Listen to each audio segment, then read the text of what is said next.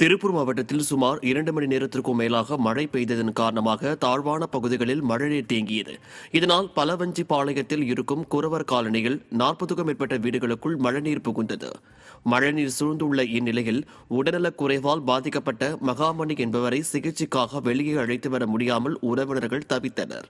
புதிதாக கட்டப்பட்டு வரும் விடியா அரசின் வீரபாண்டி காவல் நிலையம் வெள்ள நீர் செல்லும் பாதையை மறித்து கட்டப்பட்டதால் வீடுகளுக்குள் மழைநீர் புகுந்துள்ளதாக அப்பகுதி மக்கள் குற்றம் சாட்டுகின்றனர். புதுக்கோட்டை மாவட்டம் அறந்தாங்கியில் பட்டா மாறுதலுக்காக 3000 ரூபாய் லஞ்சம் வாங்கிய கிராம நிர்வாக அதிகாரி கைது செய்யப்பட்டார்.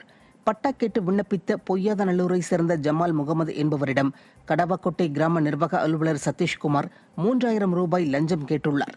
லஞ்சம் கொடுக்க விரும்பாத ஜமால் முகமது இதுகுறித்து புதுக்கோட்டை லஞ்ச ஒழிப்புத்துறையில் அளித்த புகாரை அடுத்து ரசாயனம் தடவிய பணத்தை வாங்கிய சதீஷ்குமார் கையும் களவுமாக கைது செய்யப்பட்டார்.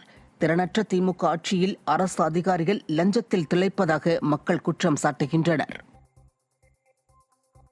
கடலூர் மாவட்டம் சேத்தியாத்தோப்பு அருகே குறைவான உயரத்தில் அமைக்கப்பட்டுள்ள மின்மாற்றியை மாற்றி அமைக்க அப்பகுதி மக்கள் வலியுறுத்தியுள்ளனர். சேத்தியாத்தோப்பு அருகே மழவராயநல்லூர் பகுதியில் குடியிருப்பு பகுதியில் மின்மாற்றி குறைவான உயரத்தில் ஆபத்தான முறையில் அமைக்கப்பட்டுள்ளது.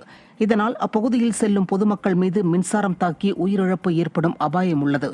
எனவே அந்த மின்மாற்றியை வேறு இடத்திற்கு மாற்றியமைக்க அதிகாரிகளிடம் பலமுறை புகார் அளித்தும் எந்த நடவடிக்கையும் எடுக்கவில்லை என மக்கள் குற்றம் சாட்டியுள்ளனர். கடலூர் மாவட்டம் புவனகிரி அருகே 6 மாதங்களுக்கு மேலாக தேங்கி நிற்கும் சாக்கடை நீரால் அப்பகுதி மக்கள் பெரும் அவதியடைந்து வருகின்றனர். கரைமேடு கிராமத்தில் உள்ள பாண்டியன் தெருவில் வடிகால் வசதி இல்லாததால் தண்ணீர் தேங்கி நின்று கொசு உற்பத்தி, நோய் தொற்று, துர்நாற்றம் ஏற்படுத்தி வருகிறது. அத்துடன் அதில் உள்ள பாசியால் மக்கள் வழுக்கி விழும் அவலமும் நேர்கிறது. இதுகுறித்து விடிய அரசின் அதிகாரிகளிடம் பலமுறை வலியுறுத்தியும் பயனில்லை. எனவே இனியேனும் இங்கு வடிகால் வசதி செய்து தேங்கியுள்ள நீரை வெளியேற்றிட விடிய அரசுக்கு அப்பகுதி குடியிருப்பு வாசிகள் கோரிக்கை விடுத்துள்ளனர்.